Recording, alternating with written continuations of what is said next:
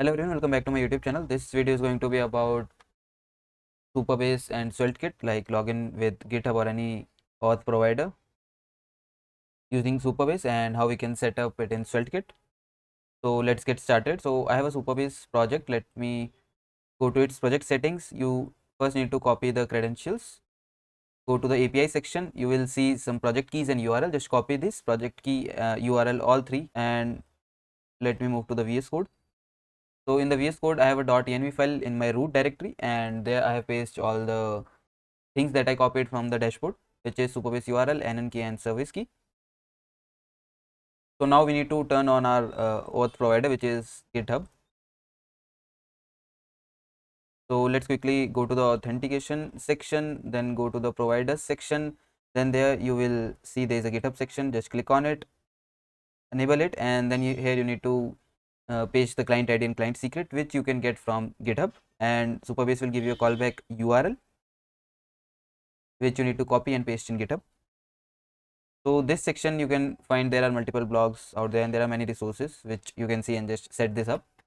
So now let's quickly move on to VS Code and see how the code looks like. So I am using, like, this is a SvelteKit application and we are using SSR. So let me first show you my hooks file, like hooks.server.ts. Let me collapse all. Then here you will see there is a handler which basically runs on each and every request that comes to the server. And there we are using sequence, which comes from Supabase, not Supabase, SvelteKit, which basically sequence the call. Like first this will call and then this will be called. So Supabase and auth are basically handle functions, which is again SvelteKit provides us. These will run in sequence. First Supabase will run, then auth card will run. So in the Supabase function, we are basically taking the event and adding Supabase and SaveGet session. SaveGet session is basically a function which I will show you in a while. Then Supabase, like we are adding the Supabase client to our event. So we are creating a server client. Here we are creating a server client. Then create server client comes from Supabase SSR package. Like this is the package. So this all you will find in the documentation. This is just a function to create Supabase client. Then this is a SaveGet session, which is basically getting the session from Supabase. This is a method that we again initialize in, like, assign to the locals attribute, so that we can use in our complete application. So what this is doing is we are just basically calling the Supabase client.auth.get session, and if we do not get session, we return null and null. And if we get a session, then we check for user, as Supabase suggests, like we should not rely on get session. So we are getting the user, like null and null. And here from the session, I'm removing the user object. Then the remaining part I'm assigning to the session, and this is the return of get save session. Then we are just resolving with few headers, passing the headers and all. Then here comes the main part, which is our auth card. So let me first show you the directory structure. In SRC I have routes, then I have two directories, which is authenticated and unauthenticated. This is route grouping. In authenticated I have two route, I have logout and generate readme, which I will be showing you in a while. And in unauthenticated I am having app, auth, and callback. So in auth I'm just having a server file. So I will be showing you all this in a while. Let me show you the auth card first. So here we are using the SaveGet session that we assigned to the locals in above. Like here we assigned the SaveGet session method to locals. We are just using that, taking in the session and user, and then assigning the session and user to locals again. Then I'm just creating two variables, like is the request is coming from authenticated or unauthenticated. So in SvelteKit, to get the ID, we just use event.route.id. This ID will be having complete path. It would not ignore the like the route grouping. So basically, when we hit onto the browser and we hit /app, this will be running. We do not need to type in unauthenticated or authenticated, as it is ignored. Then I'm just assigning two variables, we are on the authenticated route or we are on the unauthenticated route. Then also I'm having a variable to check if we are on root route or not, because as you see in my directory structure, I do not have any page.svelte which will behave as root, nor in authenticated, nor in unauthenticated, and nor in the routes folder. So I do not have any page.svelte, that is I do not have any root route. My app is my root route, and if the user is not logged in, then auth is my root route. So here I'm checking if the session is not present, and if we are in authenticated or accessing the root route, we just throw this is like redirecting user. we are redirecting user to the app. And if we are having session and if we are unauthenticated route, this is basically redirecting user to where he came from. Like let's say user typed in slash abc xyz equal to 1. So this is the user, this is the thing which user tried to access. I just capture this thing, like this thing is captured. If user is not authenticated, he will be redirecting to app, and then a redirect to will be set so that we do not miss on the context from where the user comes in. And then I'm checking if there is a session and if we are trying to use an unauthenticated route. If the user is logged in, that is there is session, and if we try to go to the unauthenticated route, I am redirecting to a authenticated route, which is generate readme, which is my main route. If session is there and we are accessing the root route, I am again throwing to the readme, generate readme, as I do not have any root route. So this is basic setup of hook. Now let me take you to the code where the actual signing in of GitHub user takes place. So for that we have a unauthenticated app page.svelt. We have a component which is basically landing page. So I will be showing you the landing page also in a while. Just ignore all these. If we came down, I have a button which says login with GitHub. This is a component which is basically wrapping my button and then adding some variants and all. Nothing fancy here. So whenever we click on login with GitHub, the type of the button is submit. So it will just submit the form. The action is bound to be auth, and inside auth this method will be called. So let me show you the auth route quickly. So whenever user clicks on login with GitHub, this action will be running, which is inside auth directory, and this is the name of the action that will run. And first let me show you the enhance also. Like this will just prevent the form to submit like the basic form behavior. And here I'm not doing anything, I'm just calling the update method, which will just propagate the effect that we have from the server action. So let me quickly take you to the auth server action. Here we are having just one method. In this method, what I'm doing is, first I'm taking the Supabase instance from the locals that we assign in our hook. I'm calling in the sign in with OAuth, which is provided by Supabase, and there I'm just passing few options, which is scopes, like what all scope user will be asking for, and then the redirect to this. You will find all this in Supabase documentation. Then we need to pass a redirect to URL, which is very important, which is where the user will actually be logged in, or we will use the like basic auth flow, exchanging the code token for the refresh and access token. So in the redirect URL, I'm just taking in the URL from the origin, then adding it callback. Like it will be so this will basically becoming like, let's say we are using abc.google.com. The app is hosted here. This URL will be /callback, nothing fancy. And then if we are having any error, I just log the error and return with fail. And then if we are having a data.url, which basically comes from the method, so this method will be callback. This method will be redirect URL, which is authorization URL of OAuth. I am just redirecting the browser to that URL. So now if I show you the callback code, page.svelt doesn't really matter. So I will just go to page.server.ts, which basically runs whenever user lands here. So this will be little overwhelming code. Let me break it out for you. So we are taking like in basic auth flow, what happens is we construct authorization URL. The authorization URL will be redirected to the, like the browser will be redirected to the authorization URL, and then we will see the GitHub screen and all the IDP screen, which is basically GitHub is the identity provider.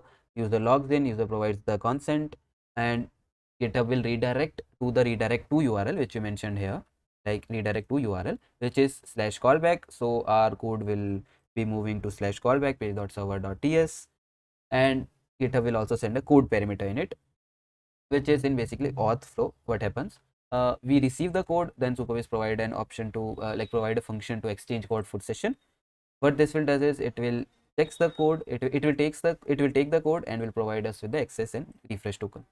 So all this is basically auth flow, which I don't think is necessary for you to learn, because all this is in their documentation very clearly. I'm taking the data and error. If I do not have any error, then I proceed. If I have any error, I just throw to the my landing page, which is /app. So this is basically user is not logged in. And what I can do is I can just if there is an error, what I can do is just log that error out so that I do not miss on anything. I will log with status code 500 and I do not need any context. Yeah. Okay, so now if we do not have an error, that is we get the tokens, I am taking out the GitHub provider. Like when we get, we will get the session and user in it. In the user object, I am checking the identities array, which is basically array for your identity providers. I am taking the GitHub, like the object which is for GitHub identity provider.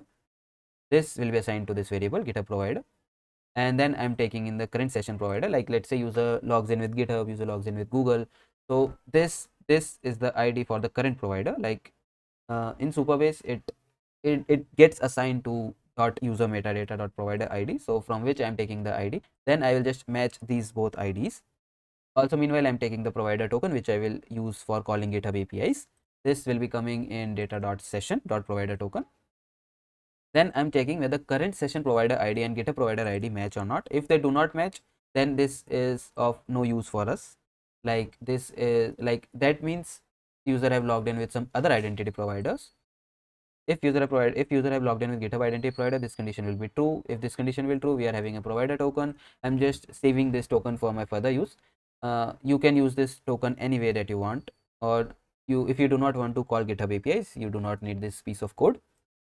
You can just directly refresh the token and then redirect the user. So because I need the provider token, like I need to call GitHub APIs, I'm storing this provider token inside user metadata. This is the piece of code that will be used, that is used to save anything in user metadata. I'm using the provider token key. I will show you in a while how I have used it.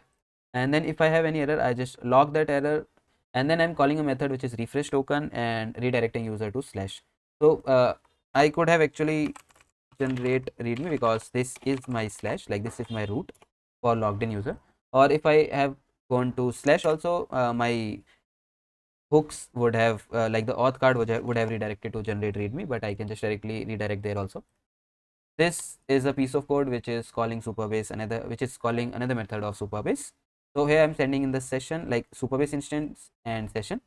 In this piece of code I'm taking in Supabase and previous session. This you will find in again in the Supabase documentation. I'm just calling the refresh session. What this will do is it will give me a new pair of tokens, which is access and refresh token. Why I'm doing this? Let me explain you. So here I'm updating the user metadata, which will not be getting updated in the current access token, because I need the updated value. I need the user session to be updated. I need to call the update session. So till here user session will get updated, he will get redirected to generate readme. So let me take you to generate readme. What I am doing this is again like there is a page.server.ts, which I'm having a logout method. I do not need this, I'll just remove this out. Let's go to the page.svelte directly. Here there is some svelte code which I am using to generate templates, which I will show you in front end in a while. So there is nothing fancy here. Let me take you to the layout file where I am actually using the provider token. So this is layout.svelte. Here you see this piece of code. This will take in data from the layout. Like let me show the layout.ts also. So in layout.ts, okay, so first the code will go in layout.server.ts. In layout.server.ts, again I'm assigning the session and passing to the further request. Like what happens in SvelteKit is the code flow will come here. Then we are just passing these two things to the subsequent calls, which is the layout.ts file. In the layout.ts file, I am taking in the data. This is a Supabase piece of code, which is again mentioned in the comment. Declare dependency so that layout can invalidate. Basically session refresh, nothing much. Here I am calling if I am on browser, like layout.ts will run on both SSR as well as CSR. So if I am on CSR, which that is I am on client side, I am checking if I am on client side. I am calling the create browser client, which again is a method provided by Supabase SSR. This is coming directly from Supabase SSR, which is basically creating client with dot create client and all, passing in the required parameters, passing in the keys and all, Supabase keys. Then if I'm not on browser, which I'm on server, I'm calling the create server client, which is not required. I would have called the parent and not even parent. I would I would have get it from locals also or something like that. But okay, I'm creating a flash client. So as this is all part of documentation in client side, get session is safe. With safely check the session with safe get session. Now, like all this you will find in documentation. I'm just taking out the user, getting the session, getting the user, and then just returning this. So this will pass on to layout.svelte file. Layout.svelte file, I will get this data in exportlet data. This is the variable which I will receive that data. In the user, I'm checking if I got any provider token. If I have got any provider token, I'm just setting up a store. So this is basically nothing, a string store which I will use to call the GitHub APIs. And then I'm just setting normal store, and all this is nothing fancy. Then on mount, this is the piece of code which will refresh the token for me in client side. So this is basic setup. Let me move to the browser and show you what I am working on. So I was working on a GitHub profile readme creator, which will directly create your profile from fetching data from your GitHub. So here this is the landing page. If you see the route, this is /app, which I told you that this is my root route. So let's say I try to access a authenticated route. I am redirected to app, and just see the redirect to, we are maintaining the session, like from where user came from, basically referrer URL which you. Also let me show you xyz abc equal to 1. So if I try to go here, uh, like this is not present in our code base, so it will directly give you 404. If I go to slash, it will redirect to /app. Here if I will just click on login with GitHub, you see the browser tries to refresh. As I am already logged in, it will not show me a consent screen. It will directly log me in. There I have two buttons. It is still work in progress, from where I can just log out or just generate file. Then I am using the GitHub token. Let me show you how I am using that. Whenever I click on it, I just show a UI screen where I ask user to choose how they want their profile to look like. Let's say they select metrics, then click on generate. Then I am calling a server function, passing in the GitHub token and creating a MD file for user. So you see here, all these are automatically generated. User do not need to do anything. The data is all dynamic coming from GitHub profile. If user want to copy it, they can just copy and paste in their GitHub, and this will be working as their GitHub readme. If they want to edit anything, like let's say they want to remove inline, just remove, preview, everything works fine. And now let me show you. Let me try to move to app. It will redirect me to generate readme as we had seen. And when a user when a user need to log out, you just click on logout, and I will redirect to the app. So let me show you one last piece of code, which is logout.